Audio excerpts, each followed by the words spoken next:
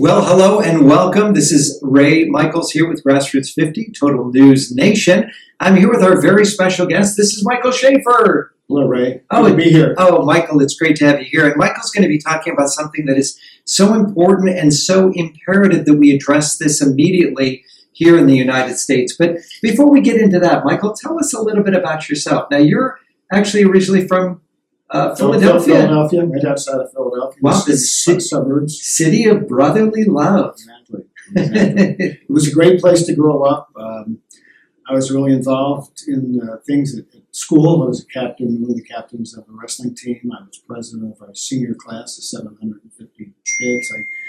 After school, I was in construction for a bit, and I always felt kind of a call to business, especially after I got my important degree in finance. That's amazing. Yeah, that's an amazing business school. It's a great one. Trump went there. I know, and I think Trump Jr. went there too, didn't he? I think so. I was a little bit after Trump there. But yeah, it was a great life growing up in Philadelphia, and ultimately I began to get involved in business, which is me trying to. Yeah, you've done quite a few things. I mean, we had a chance to talk off camera, and wow, some of the things you've done from DJing. You had a DJ company. Yeah. I had a staging company. We actually staged the world's largest classic car auction, the Barrett-Jackson auction. You were involved in Barrett-Jackson? Now, this is in the beginning. Years ago, we did the staging and the sound and audio and lighting, so I appreciate all the equipment. So you have that business mind. Yes. Wow. And now you got involved in something a few years ago. How old is your business now? 20 years ago. It's been 20 years. It was a 60-year-old business that did regulatory testing on electronic and wireless devices. So what does that actually mean, regulatory testing? So I come up with a product and I want to send it out to the marketplace, but it has to go through a process first? Yeah, most things these days need to be tested, from dog food to electronics. Mm-hmm. And so our specialty is in testing electronics, and we test some of the most complex electronics in the world, including aircraft Wi-Fi. When you're on the plane, you can use your computers. That goes through your business. We do the testing on those devices. And then they bounce off satellites and come to a satellite ground station, which connects your computer in the airplane up on a satellite down to the satellite ground station and then to the internet. And so we test both the ground station satellite communications and the Wi-Fi. We test the devices for police, the radios, communication. During 9/11, the radios for the police couldn't communicate with the fire. And so the Department of Homeland Security had put together a program called P25, and so we are also accredited to the Department of Homeland Security, to the Federal Communications Commission. So if I'm to understand correctly, so for 20 years, you have been testing equipment, and you are you're authorized to do this, right? You have lots of certifications. Is that what it's not a lot, but it's the key certification. So we are certified and approved by the FCC to perform this work, not only for the testing, but we are also able to certify the devices. So there's two steps to the process. One, it's tested, and then two, it's certified up to the FCC so the company can get its grant to lawfully sell the devices in the United States. So it seems to me, just from a lay perspective, if you're testing this equipment, you have to know what's inside, right? You can't just get let's say it's a telephone or a walkie-talkie. You can't just look at it and test it, right? You have to know how it works. You probably need the schematics on it, right? In detail. Absolutely. So that you can test every single component in that. We're not testing technically every single component. We are testing the system, and yes, we do get all of the the intellectual property of those devices, so that we have a good idea of what is in there and what's operating. So the confidentiality of having this information, I mean, you could easily take that and just duplicate it somewhere, or it could be misused to repeat and reproduce a product like it. Right. Well, put it on the market. Now that's something we would never do. Of course. No. So the government, all the agencies really need to trust you and your company to make sure that you do everything properly, Absolutely. As well as keeping that that secrecy or that confidentiality of every single thing that you test. That's correct. Wow. That's amazing. I didn't even realize that they have things like this out there. Now, we're going to get a little bit into, because I told the audience that what we're going to be talking about today is very, very important and something that I don't think most people realize. So if there's a confidentiality, right, and I have a proprietary piece of machinery or equipment that I would like tested, I trust that you're not going to do anything with it, that we keep our relationship confidential, right? Yeah, when we sign NDAs, non-disclosure agreements, Mm-hmm. which prevents us from doing that, some information needs to be posted and shared with the FCC. Some of it becomes public, but not enough for somebody to knock off the device. All right, so it's my understanding, because you're an American company, you're based here in the United States, but there are some companies that do what you do, but they're outside of our country. Yes. Would you say a majority of them are outside of the country, or Yeah, half and half? there's more out of the country. What countries are we talking about? Well, the number one probably company or country in the world right now that's performing testing is China. China Labs is doing the majority of the testing of electronic products coming to the United States. So if I'm understanding correctly, we take American-made products and we send them over to China to be tested, and then we wonder why China has the information that we have technologically? Well, a little bit different. China, as we all know, is doing maybe the majority of manufacturing of products because it's cheaper. And we'll have a discussion later about what does cheap mean. I mean, what's Right. the cost of doing something cheaper? But yeah, there are many manufacturers in China. So I would say that most of the U.S. products made in China are also tested in China. And basically, corporations are doing that to try to save money. But I would say, what's the cost of the country? So the acknowledgement of the United States when something is made in China and tested in China, do we feel confident knowing that it was tested properly? No, there's evidence to show that there's maybe a system that occurs in China. Now, if we test an electronic device Mm-hmm. and that manufacturer alters the device later, it's invisible to anyone looking at the device, but components are changed in it. Depending upon the component change or the electronics change, it is required to be tested again. Right. And I would assert that it's likely that in many cases they're not tested again after they're altered. So hypothetically, you can have some piece of equipment that is tested, it gets the stamp of approval, and then right before shipping, they could maybe alter it or change it or add something to it or do something and then ship it out, but nobody would ever know because you have the certification, That's right. right, that it's already been done. Yes. Wow, and you have evidence that this may be We've something been that's asked, going we've on? been asked by U.S. manufacturers, and I've heard this from other test labs, that they test products after they've been made in China, tested in China. They come back to the United States, and by an inspection and by testing them, the output of those devices is different.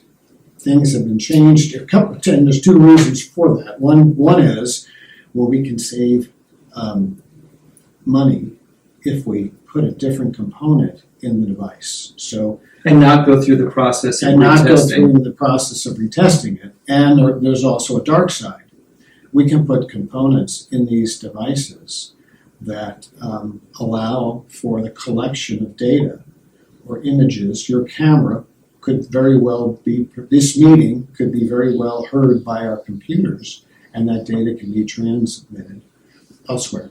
So in the sense of secrecy or behind closed doors meetings may not be factually secret meetings. Yeah, what better way to spy if we embedded some electronic devices with the capacity to scrape the data on the computer and on video cameras. Wow, that seems kind of concerning. Now, this is, I'm sure, within your industry, right? You talk to some of the other heads of these same type of businesses, Yes. right? But there's a book that's out, and I wanted you to tell us a little bit about that. Yeah. This was done by Peter Navarro. Peter Navarro. So this is Peter Navarro's book, and it's called Death by China. And in reading it, we don't know 1/100% of the things that China is doing to affect the collection of data and information. An example might be, and many of you might remember, that China was making dog food, and I think still does. And that dog food has to go through a testing process. And they're making medicines. And the alteration occurs in those. They were killing dogs. Dogs were eating the Chinese dog food, and they were dying sometime a few years ago. Another example that you may all be familiar with is you're sitting at home around dinner and you're talking about some product. And the next thing you know, tomorrow, you've got ads for that product on your cell phone. How did that happen? Yeah. You know, we kind of tested. We tested that. We were in a meeting and we were talking about this. We said, "Oh, is this real? I mean, really? Come on, are people really listening?" And we just picked some sort of medical product. I think we said, "Yeah, hemorrhoid," and then the next day, we had those ads for Preparation H. It was amazing. So yeah, it does happen, and I would encourage everybody out there, try that.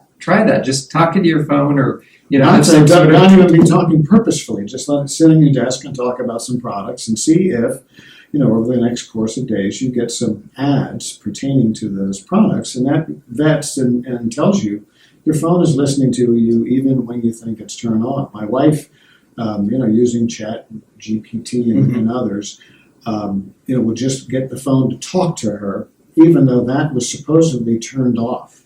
Wow. Now, you mentioned something that was very concerning as well, because I think President Trump just came out with Trump RX. You saw that, right? We're trying to reduce the cost of pharmaceuticals here. But you said that most of the pharmaceuticals are made outside the country, and most are made in China. Yes. So they're shipping us medicines that may or may not be exactly how they were supposed to be manufactured. Yeah. And in doing some research, melamine, I think is the name, and I don't quite understand exactly what melamine is, but it's a bad product. So there are many bad components and that are put into devices. Red food coloring is an example. RFK has changed. Red food dye is bad. Right, for people in general. So that's being eliminated. And so these, both from dog food to electronics can be tampered with. And China, from my perspective and business background, has a goal to reduce pennies on every single next iteration by a different component or a different product going in to continue to reduce the costs to improve their profits. And they don't seem to care whether or not it might be poison or it might be a device that's purposefully intended to be able to spy on all of us in the United States. None of us probably have forgotten. There was a man that I think was not an agent but a contractor for the CIA who was in effect involved in this, and Eric Snowden released his testimony that the U.S. is doing similar things. Wow. From a Western perspective, Judeo-Christian, the foundation of our Constitution, Declaration of Independence, we always look for the good in people, right? We think, I wouldn't do that to my brother, so of course they're not going to do it to me.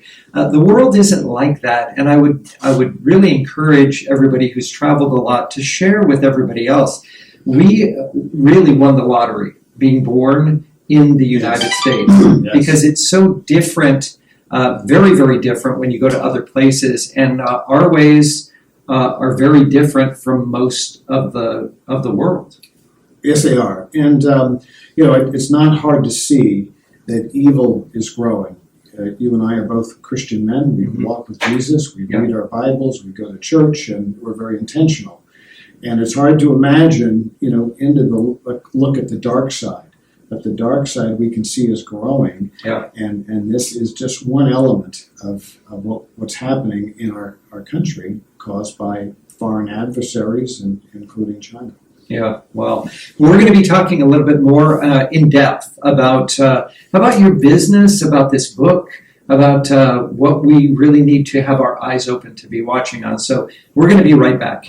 MCRC presents The Making of America. I'm Michael Emerson. Long regarded as America's most distinguished apostle of liberty, while locked alone in a rented room, it took Thomas Jefferson 17 days to create one of history's most prolific documents, proclaiming to the world that people's rights to freedom and liberty come from God, not from government. The first of which is an individual's ability to both think and speak freely. The second being the need to protect those God-given rights through self-defense. Those trying to deny us those privileges are not trying to protect Americans. They're trying to destroy the fundamentals of freedom and liberty upon which America was built. Politics work only when you work politics, and that takes time, creativity, personal commitments, and money. Please click the link in the comments below, and to learn more, visit our website at mcrcaz.org.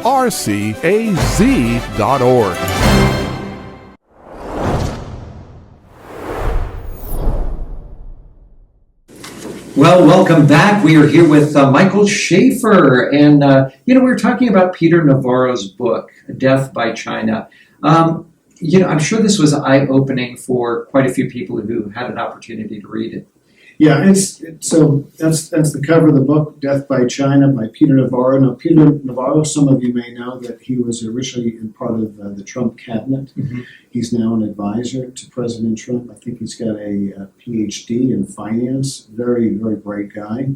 And this book was written 10 years ago. And, just an example, this is Ian Fletcher, the senior economist at Coalition for a Prosperous America, says this in reading the book. It's like a modern-day Paul Revere. This book offers the most urgent warnings about China, who is systematically destroying the American economy under the false banner of free trade, and in the process, severely weakening our national defenses.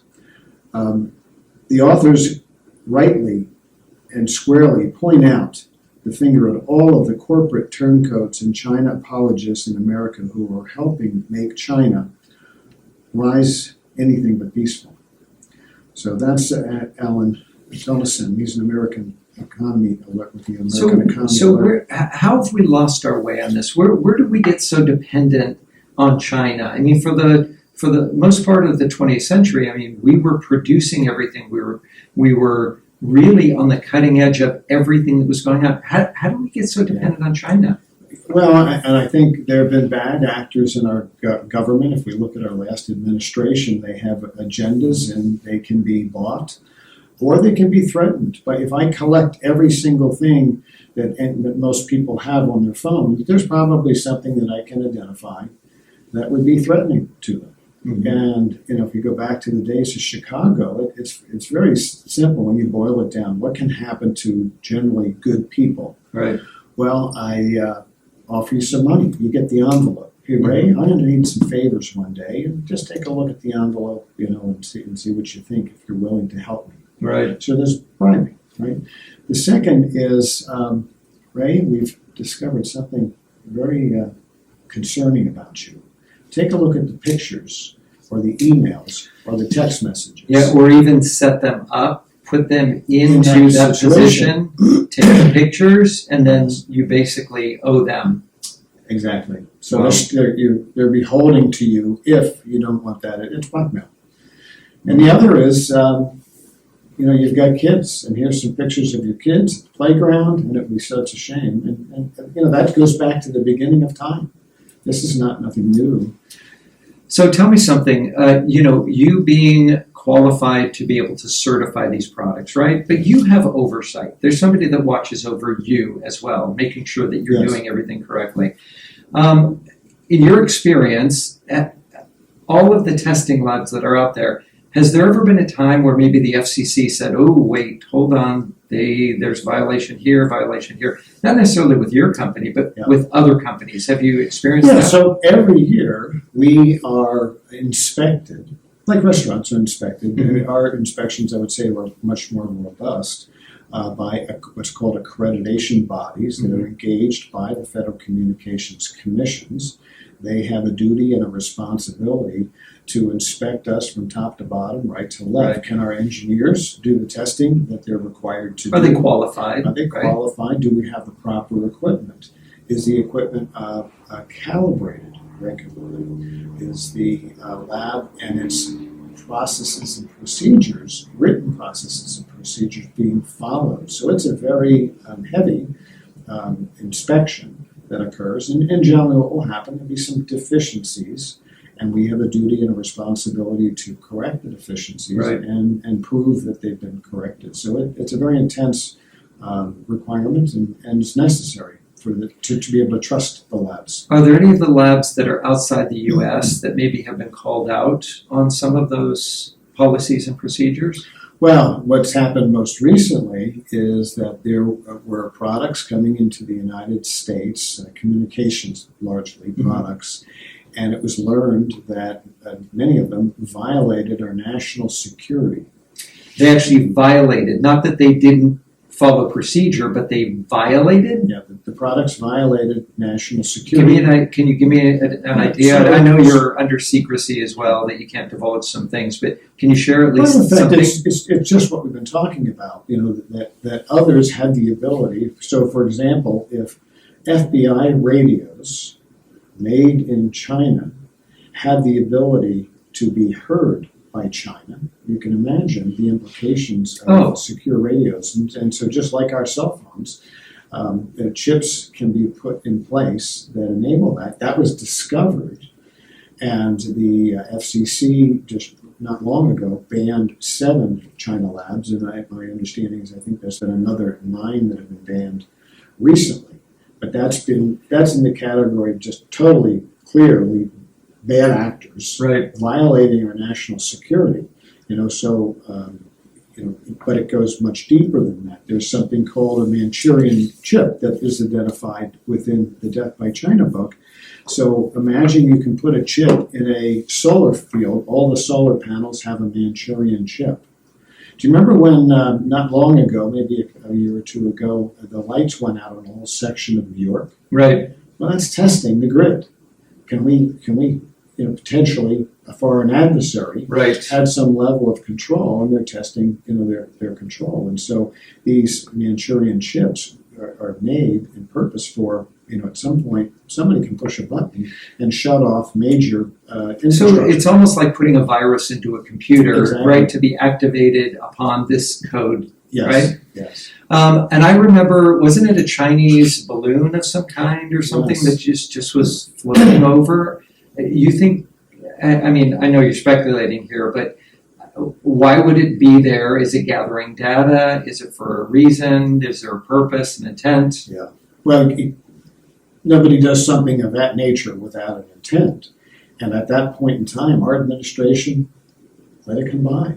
And so we're allowing China to do things that would be unthinkable 20, 30 years ago. And not in a million years would we let them build all of our technology. Not in a million years would we let them test the devices that are going to be used by homeowners and by security and so forth. Or literally giving them the ingredients, the schematics of how our intellectual property is made. Oh, here, this is for you. And then we wonder why our technology is being, and I put it in quotes, stolen. Yes. Is it really stolen if somebody handed it to you? We've had a customer, have his device made, and I don't know if we tested it or they tested it, but in speaking with them, a short while after, they found knockoff products identical to their product with a different company name on it on the shelves. Wow. And they probably beat them to the marketplace because China is in a position to manufacture it quicker. Right. And Wow. Yeah. Wow. Now, you said that you've been around for about 20 years. I mean, that's Well, the company's been around for actually back to like 68. I purchased the company in '04, so it's been. So what was the learning curve? I mean, you were always an entrepreneur, right? Here comes this business that you may or may not be familiar with. I'm not familiar with it at all. I didn't even know that this existed. And here you come, you get into this business. Did you know walking in exactly the detail of what you're getting into? I sometimes get ahead of myself on things, but the reason I saw and had an interest in investing in owning the company is a fewfold. One is it was a profitable business, and if you just think about the trajectory of electronic devices, this wasn't hard to figure out. Well, we're going to have more next year, and we're going to have more the year after that. Right. So there wasn't any way for that not to be a growing business. And so from that perspective, it was pretty simple. And so those that was that business mind. That was my business mind. Yeah, I didn't know what I was getting into. But entrepreneurs, the real pronunciation of that is in the manure. And I know you're an entrepreneur as well. And we just have to figure things out. And now we have to figure this out. So when you purchased this company, and now we're going back 20 years. I mean, it's not as though you just are finding these things out. You have a 20-year track record. Were you surprised to find out how much of the testing was outside of the United States? Ray, so you're going to find this hard to believe. Years ago, an arrangement was made with China, largely through the administration of the FCC at that point in time, but it was supported by this kind of a globalist agenda that we've all become more aware of. And whose administration was this? It was probably Clinton's. Clinton? Okay. Yeah. And it was at that point in time we were starting to do favors for China. So what was arranged was, one, China could do testing on anything coming to the United States with their test labs. However, China forbade the United States from doing any testing from anything going to China. So anything that was manufactured here could be tested either in the U.S. or China. Right. But if it was made and manufactured in China, they would not let U.S. labs do the testing. Right. So, 100% of everything. No testing done by U.S. labs. How does that seem a fair trade agreement? It's clearly not. And up until that point in time, there had been what are called mutual recognition agreements. Okay, so you're Europe, and you say you can test. The U.S. can test products coming to Europe, and vice versa. Right. So we have a mutual recognition agreement. You can do it for us, and we can do it for you. Right. Yeah. And in the case of China, it's you can't do any testing for us. None. But how was that even acceptable at the time? Well, that's why I look back and I question. Is that why some palms are greasy? Some palms are greased, right? So, we've heard lots of stories about money changing hands to presidents and presidents' sons, and so those kinds of things have, changed. But those paintings were beautiful. You ever see those paintings? Yeah, well, worth 500,000. No, I did not, just to clear that up. Okay, so wow, this is kind of mind-boggling to think that the United States would and this is why Trump has been saying that we've been taken advantage of all these years, and the time is now to stop that. Right. So this hasn't just come up. He doesn't have some sort of bitter relationship or anything. He just sees it for what it is. We're being taken advantage of, and it's not going to be that way in the future. I think it's so simple. That's anti-American. That arrangement with China.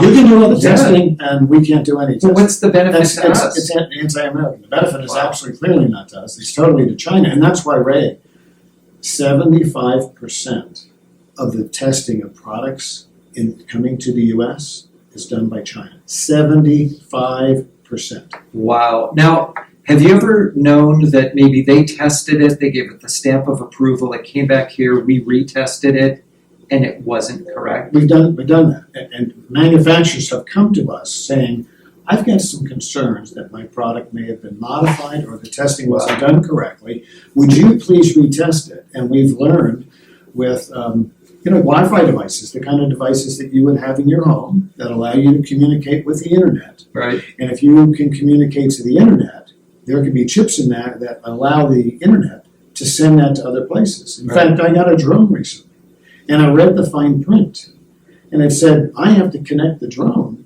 to my Wi-Fi. And it was made in China, and it was basically a tunnel that anything I drone could get to the internet through my Wi-Fi and ultimately to wherever the manufacturer directed that information go. Wow. So they're basically tracking. We're allowing them through our use of their product to track where things are here in the U.S. Yeah. You've heard of the little vacuums that go around your house? Yeah, the Roombas. Same thing. They discovered that those had that type of technology. So I'm a company, right? I'm looking at the bottom line. I'm thinking about the shareholders, right? I want to maximize their profits. Going to a lab in the United States compared to a lab in China, right? Cost-wise, equivalent? No, they're probably 30 to 70% less for testing charges in China. So up to 70% less. Yes, than the traditional fees for testing. Okay, so you're a businessman. I'm a businessman. I can go here, or I can pay 70% less going outside here. Yeah. I'm going to get the same stamp of approval, right? So-called. Yeah. Just business-wise, why would I pay more for this, right? Yeah. I mean, unless I'm a patriotic company and I understand, made in America, we want to do this. But a lot of people aren't looking at that. They're looking at bottom line and are our shareholders happy? Yeah, we're. I mean, as a group, the Americans are hard-working people. They have had families study this more carefully, and as this book talks about, there is a very clear strategy, right? I mean, the Chinese are buying farmland in the United States. They're buying property near the military bases, and we're kind of have been asleep at the wheel, and thank God for our new administration and their attention to detail. Mm-hmm. Think about how fast we've been having border problems for I don't know how many years, 30, 40, 50 years. Right? And we have actually people in our country that argue for letting them in, mm-hmm. right? A globalist-like agenda. Trump stopped that in how long? How long? Very, very short time. It was very quick. So it can be done. They just don't want it to be done. Right. All right. Well, we're gonna take just a little bit of break here. But when we come back, I want to plant a little seed here. Do you know anything about reverse engineering? Yeah. All right. We're going to talk about that when we come right back. So stay with us. MCRC presents The Making of America. I'm Michael Emerson.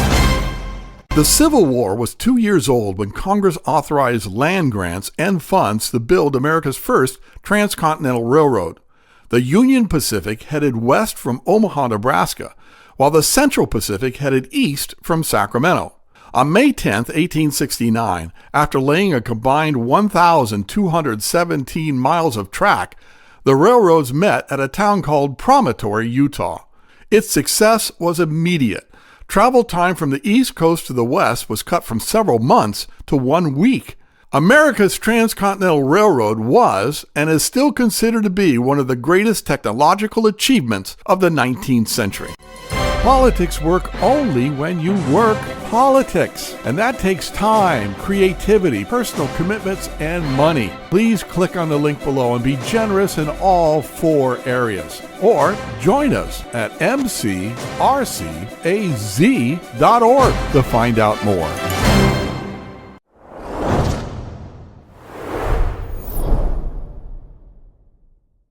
Well, welcome back again. I'm Ray Michaels. We're here with Michael Schafer, and we gave you a little tease there about reverse engineering. It sounds really futuristic. What is reverse engineering? So reverse engineering's been going on for years. And so let's say I'm in a country, and you and I like autos, and we want to build one of the best automobiles we can. Okay. So we can either start from scratch, here's a piece of paper, get your pencil out, and I'll start making my list and you start doing your diagrams. Or we could just buy a Mercedes and we could take it apart piece by piece. And we could figure out every single component, how it was put together, what components that they used. That's called reverse engineering. You can do it with electronics, automobiles, anything. Right, so we can take the best of what they already have and then It's called- maybe modify it just a little bit, but not have to start from scratch. Right. Wow. All right, so with all of the things that we're discussing here, what is the FCC doing about this? I mean, they have to be aware that there are some countries that maybe aren't looking out for our best interest. That's a good question. Traditionally, the FCC, I think, was just part of the globalist agenda, the globalist administration, and they were helpful. And as we said, they let China do the testing for the U.S., and they were okay with China saying, you can't test the U.S., can't test for us. So when you say the administration, you're talking about like the Biden administration? Yeah, well, I know this goes back to when this first So Clinton, began. Obama, yeah, right? All the way through that. So back to Clinton, and about that area, McCain was our senator in Arizona. Mhm. And when I first learned about this, I wrote to McCain and said, this is not right. This is anti-American. We can't let China do all our testing and them not let us do any of their testing. But would you help do something? Yeah, what was the response from the Maverick? Yeah, zero. Zero response. Zero. Something as important as this, and there was no response from the senator here in Arizona. Correct. Surprising. Shocking, Yeah. actually. And I sent it to the White House too, and same thing. Nothing. Yeah. Well, I'm sure you're getting a little bit different results now with the new administration. Oh yes, and we're thankful that we've replaced the chair. Brendan Carr is now the chair. I think they're really trying to do what's right. They've sent out a lot of dockets, a few, to essentially ask the industry, what do you think about this? And what should we do and what's happening? So have they come up with any rules, any regulations, anything that would lead us more towards making America great again? Yeah, I would liken it to this. So there were maybe 40 repliers to some of their information. And you have to understand there are labs in the United States that have businesses in China, that have labs in China, and labs in Europe that have Okay, labs so in China. they're U.S. based, but because of cost, right? They open up a satellite, so to Right. speak. Well, if all the testing's going there and you have the money to do it, Right. you got to go where the business is going. And so they put up labs. Now, I also have an operation in Shenzhen. It's a certification body, and they do certifications for the labs which are in China for the FCC. Right. So that business for me is questionable, and I would certainly give that up to do what's right for America. All right. So you're willing to say, you know what? We need to kind of draw the line in the sand, right? We need to bring everything back to the U.S. and make sure that everything is here. It's like making all of our pharmaceuticals Yes. should be made here. Absolutely, Our weapons yes. should be made here. Everything that we rely on day to day should be made here because then we have oversight and we have the accountability. Right, and it's trustworthy. Well, It's yeah. just not trustworthy, when it's coming out of a foreign adversary country. Well, and I think I would use the word, it could be questionable, Yes. right? Yeah. There isn't a certainty that it's done exactly how we want. That's why I find it so strange when people are talking about, well, you know what? We have to regulate us basically to death here in the United States, Yeah. hoping that when you go to a foreign country, India, China, just about anywhere in the world, that they're going to follow the same standards. I can tell you, trying as much as I have, they don't follow the same standards. Yeah. There sometimes even isn't any standards. Right. So, wow, very... okay, so I want to get to a little bit about, the money, right? Okay, we're business, right? This is a capitalistic society, right? It brings people out of poverty Yeah. into wealth. It's a wonderful system. But again, it can't always happen and it can't always focus on the bottom line, right? There has to be a way to say, we're willing to pay a little bit more for the certainty that this is done correctly. Well, of course, and that's one of the ways that China got us is where they don't tie their currency to anything else. So they have the ability to have their currency, and I don't understand all the machinations of that, but allow it for it to be in a place where the charges for what they're doing over there are much less. And that's attractive to us business owners who strive to maximize our profitability. And we've fallen into the trap, Right. is what's happened. When you consider, and away from the testing and all that, but if you consider, there has to be something in everybody's life where you're willing to pay a little bit more because you want the enjoyment, right? Whether it's coffee, you pay a little bit extra because you want the premium coffee over another one. You pay a little bit extra for maybe the ladies for a purse or shoes or your coat or whatever. So we have to understand that there is choices that need to be made, and sometimes surgery. Right? You want surgery, right? Do you want the best doctor or do you want the cheapest doctor? Yeah. Right? We want some sort of certainty, and I think when it's testing things, especially electronics, where we could be, there could be surveillance, whether it's munitions, for war, whether it's anything that we depend on, our food supply, our water supply, that I don't mind paying a little bit extra for it. I don't want the cheapest water that could have contaminants in it. I don't want the cheapest food that may have pesticides in it. I don't want that. So where is that balance, right? You said that you, as a business owner, even though you have a relationship there, you would be willing to give up that margin that you have dealing directly with China. You'd be willing to give that up because you are a patriot and you want what's best for the country. Exactly. Yeah. We have to do, these days, we have to do what's right for America. And I think the country as a whole is so thrilled and blessed to see the redirection of our country into a new way. Might that cost us some more money? Yes, but it's worth it. What does the cost of war look like? Wow. So tell me, are you currently in any dialogue, maybe with the White House? Certainly other labs that do what you do, right? This isn't concerned just from your perspective, right? Is there a group of people that are concerned with this? Yeah, so I would say that a portion of the people that have responded are in complete and total alignment. Mm. There are some that have misgivings and in business conflicts, just like I have a business in Shenzhen, I'm going to lose that revenue when the curtain comes down, as it should, on this.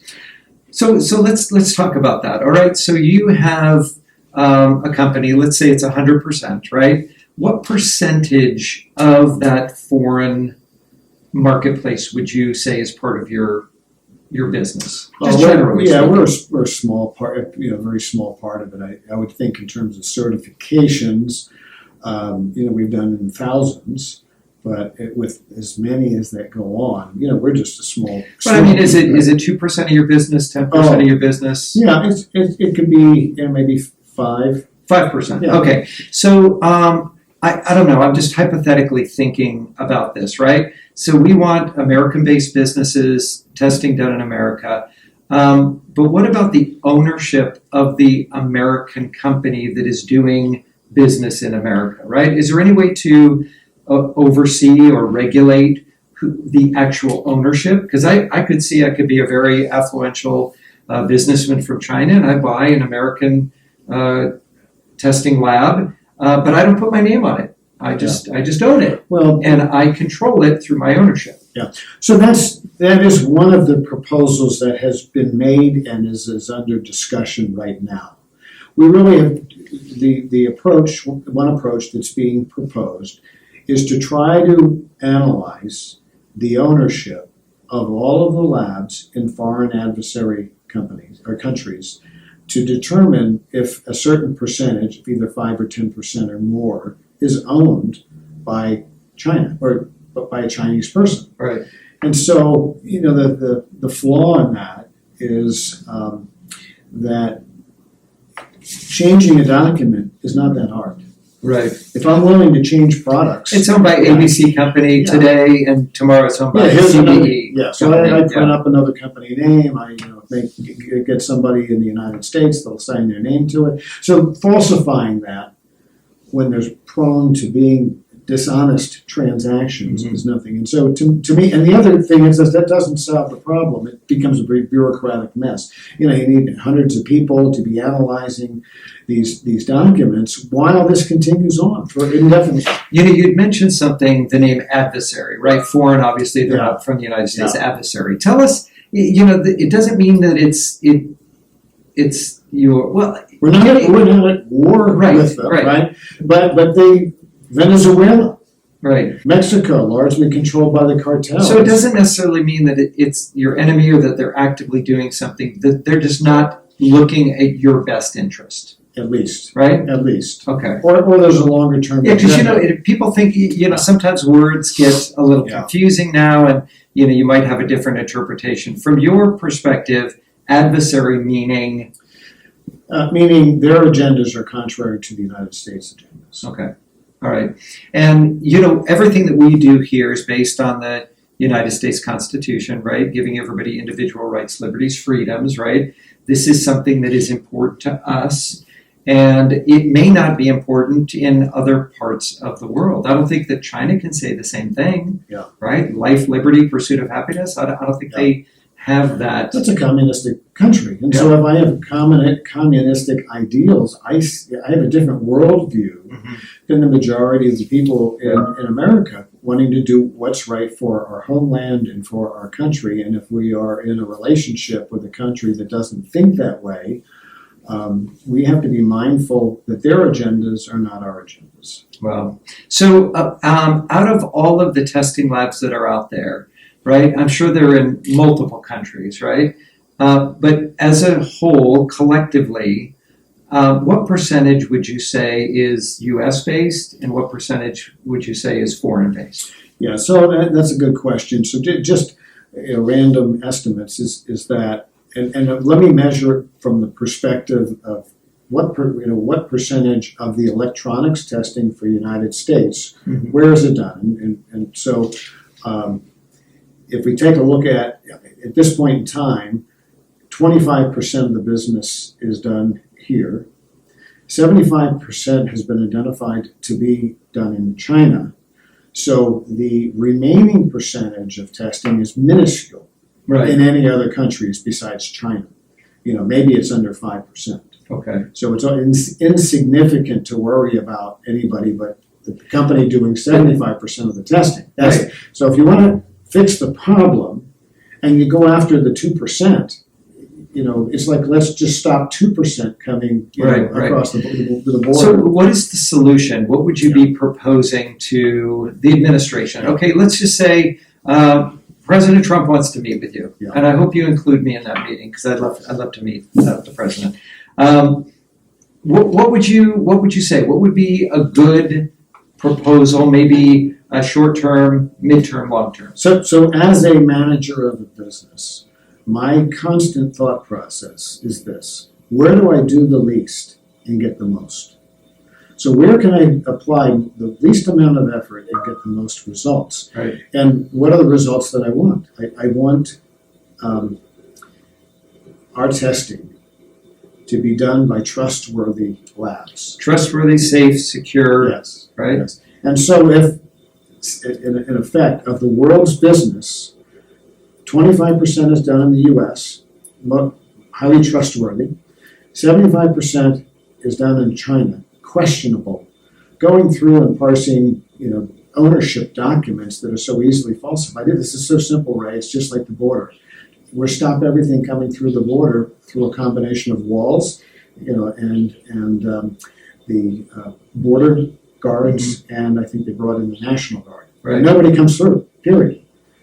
No more testing should come through China, regardless of ownership. Just no more testing should come through China. How does it? And that's so simple. In other words, it gets signed today, and tomorrow we're protected, and all that has to be rerouted through the United States. Now that creates other issues within the United States, which we can talk about. Right. What do we do? That's a big influx of business for our basic labs, and we can spend some time on that. So it would basically be ripping the Band-Aid off. Yeah. It seems like, is it feasible to do that? Well, good question. So I have proposed, as part of my proposal, both to the White House. Can I give you a moment of background on that? Yeah, of course. So I was a national delegate, and I was invited after the RNC to come to the inauguration. And in that process, I decided to spend a couple days, and I prepared packages for the FCC and for the White House. Mm. And so, being naive, and was at the back door of the White House, standing at the white gate, the Knocking white on the building, door. yeah, and talk to the guards. And here's my stuff. And sorry, Mr. Schafer, you can't drop it off here. It has to go through screening. So, well, give me the address, and that's what I'll do. And same thing at the FCC to protect, the things that are happening today. And I fully understand it. So I did that. So in January, I sent these packages out explaining this problem. And President Trump didn't call me. I didn't get any. It's shocking. I thought he would call you right away. He's a busy man. But what happened about 2 months later, and is that an article in Reuters came out that the FCC had initiated a ban on labs that were known to violate national security with products that they tested that came to the U.S. Wow. And I don't know that what I did had anything to do I'm with sure it. it did. It doesn't matter. I'm going to sleep tonight knowing that you were instrumental in that. Maybe not. But what's most important is that we are trying to protect our country. And so, leading up to the problem we talked about a minute ago, okay, so that we ripped the Band-Aid off, and now we're doing 3 times the business. Wow. Labs, need to expand to handle the I need capacity. to gear up. And this is no different than World War II, when all the men went to war, and we changed the manufacturers from building cars to building tanks and building ships. Right. And then there's no men to be had. Well, the women stepped up in that scenario. Rosie the Riveter. Exactly. With that picture of the That's right. and that's exactly what we did. And we have to do that same type of thing now, where and the plan that I have is going to take some money, some grants or something, because there's 3 things that need to be had to expand that. One is more lab space, and that's relatively easy. You just rent another building, right? Mm-hmm. Lab equipment, buying more lab equipment. So that's pretty straightforward too. I think there's a lot of commercial spaces available now for that. There is a lot of commercial space available, offices and whatnot that have been closed down, and warehouses and so forth. So yes, there is. But the third thing, and the technologies that we test, and the experience and training of the people to do that is pretty specialized. Right. And so my proposal is that we find veterans who used to operate radar systems and fix radar systems in the military. And we find that group that may be retiring in the next 12 months. Right. And we, in effect, put training locations in place to begin training up the new wave of lab test engineers, and ones that have already been involved. The guys that work the radar systems on these big ships, and the communications and radar and drones. Yeah, I was going to ask you, what does it take to be able to understand and implement this testing? I mean, it's not, you're not going to hire somebody out of high school and they're going to have the knowledge to do this. Correct. So what do you look for, and what is the availability? Yeah, generally they have had an electrical engineering background, either by work or by engineering. School. Yeah, engineering. Yeah, electrical as opposed electrical to engineering. Yeah, would be the likely candidates, and so those that are interested coming out of the military could be retrained to do this kind of work in a relatively short order, and the labs could be expanded. And so, we may sense a little pain for a little while, but it's so important to protecting our country. No, 100%. We're going to leave it at that for just a minute, but we want you to stick with us. We're here with Michael Schafer, learning a lot about testing and about the dangers of having these test labs outside. Death by China, Peter Navarro. We don't get any credit for mentioning his book, that. We don't. But stick around, we're going to be right back. MCRC presents The Making of America. I'm Michael Emerson.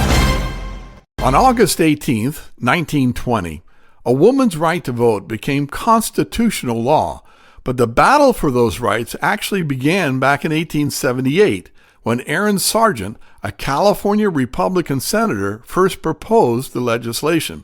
In 1920, 36 states were needed to ratify the legislation, but the battle for confirmation proved to be long and bitter, with Southern Democrats blocking passage whenever and wherever possible.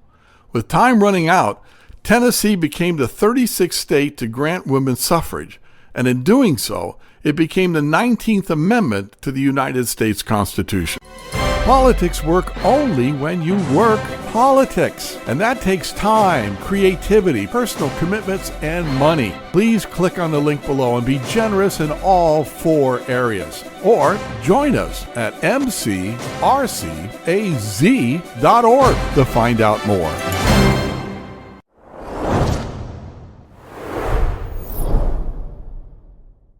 Well, welcome back. We're here with Michael Schafer, learning a lot about test labs. You're a businessman. When it comes down to money, right? How much money is being lost, realistically, having everything go to China? Okay, excellent question.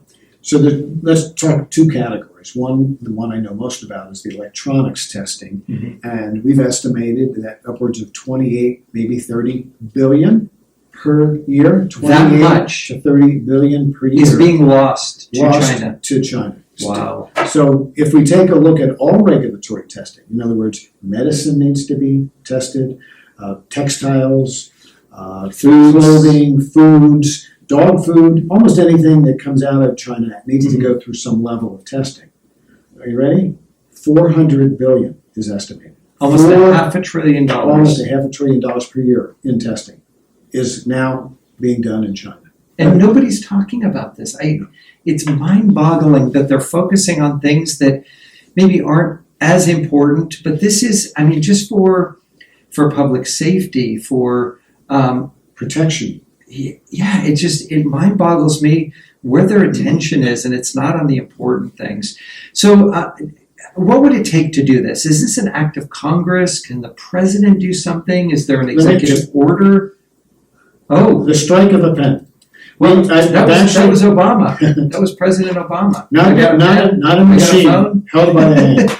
So it's the auto pen. Both the FCC could make this and affect this by a new ruling, and the presidential executive order. In fact, we've packaged and sent that to both. A presidential executive order was sent. What would that include on an executive order? Essentially, all the pertinent aspects of what's the problem, and why is it a problem?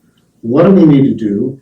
And the final is, okay, as of this date and time, all China labs and foreign adversary labs are banned, period. So in the best interest of the United States, yes, right, to keep everything close to home, to keep really accountability here, this could be done similar to the wall. Yes, in other words, the decision's made and everything's put in place. And think about how many people were coming across, and within 60 days, it went from tens of thousands, maybe hundreds of thousands, to 0. Well, the parallel is almost identical. It is like the wall. Yes. Wow. To protect the United States, we blocked. Knowing the information that we have right now, it seems like doing what we're doing, status quo, seems a little anti-American, doesn't it? Yeah, it is anti-American. Wow. And it's so important. All right. So how do they reach you? How can they get more information on this? You gave us, it was like drinking out of a fire hose today, because I've been very enlightened on this. How do we find out more information about this? So our website will have a site specifically for this. So our website is www.compliancetesting.com, compliancetesting.com/, So forward slash. Yeah. / ban China labs. We will have more information about this. We'll share the video there as well. Also, if you might say where it's going to be on your news stations. Oh yeah, you'll see it on GrassRoots50 as well as Total News. So compliance testing / ban China labs. It seems like you should have, I don't know, hats, T-shirts, anything like that. Well, we have printed T-shirts and hats sent to the White House and sent to the FCC. You've already done that? We've already done that. Wow. Are they made in America? Oh yes, absolutely. To say something, they cost more money, but they're worth it because this protects our country. How hard was it to find? Because we do promotional things as well. Everything's made in China, Vietnam, Taiwan. In Vietnam. How hard was it to find things that were made in the USA? We had to go a little extra to find hats, made in America, and T-shirts made in America, and they were a little bit more expensive, but we're willing to pay. We're gonna show a little clip of exactly what they look like. Those are pretty neat. Thanks. Yeah. All right. So we're going to compliancetesting.com / ban China labs. Yes. All right. So any closing remarks that you'd like to give out? I know that you want to not only have a call to action for everybody to find out a little bit more about this. We're just trying to give you as much information as we can, but to do the research and to see it for yourself, it's so different when you do your own research. But you had a couple of closing quotes. Yeah, I think, if we don't control our regulatory testing within the constraints of the United States, we put our people and our country at risk from a perspective of health and a perspective of communications that can be sucked out to other countries. Well, we see it firsthand, right? If they're on the FBI walkie-talkies and the adversary is listening to the same channel, they know exactly what's going on. I can't even imagine we got here. You had one more quote. Yeah, when we control our own drugs and medicine, when we control our own electronics, we control the destiny of this country. Mm-hmm. And it's in our hands, America's hands, instead of other countries' hands. Michael, it seems like this is really kind of a continuation, right? We had the wall, we secured our borders. We have to take the next step, which is to really have a trustworthy mechanism for our electronics. And then it goes to the next part where we have to, the pharmaceuticals, the anything coming into the country, the food supply, the water supply, everything. If we're not in control of that, all they have to do is poison just a small bit and it wipes out a lot of people. But don't forget the Wuhan lab and what they imported to the United States. Yeah. So it wasn't a wet market with bats? Yeah, COVID, which wrecked our country for a period of time. Oh, yeah. And there's still remnants of that here. And so that's what we're looking at, a country that would do that. Yeah. What we want to try to do is enlighten everyone and educate you and inform you, because the groupthink that is happening throughout, people just follow what somebody in front of them is doing. And we really want you to start taking the time, the effort to do your own research, make decisions for yourself. God gave us individual rights, liberties, and freedoms, not group rights, liberties, and freedoms, right? So make sure you do your own research, like Michael has done. Thank you so much for being here today. Glad to be here, because this really lets everyone out there know that, we have to be aware of this, and we have to take accountability and responsibility for not only our actions, but what is happening to the people that are representing us in the government. I don't think anybody out there actually knew that we freely just gave this up to China. I don't think they knew that. No, they're busy working, and taking care of their families. All right. Well, we thank you for joining us here at GrassRoots50 and Total News Nation. Michael Schafer, thank you so much. What is that website one more time?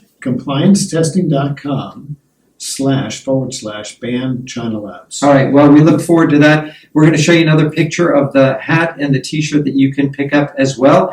And if they want to contact you directly, can they do that through compliance testing? Yeah, there'll be a place, a link there to communicate. All right. Fantastic. Thanks so much. Michael Schafer here, talking about testing and how we really need to get that under control here in the United States. Again, we thank you for joining us here on GrassRoots50 and Total News Nation. I'm Ray Michaels, and until next time, We'll see you real soon.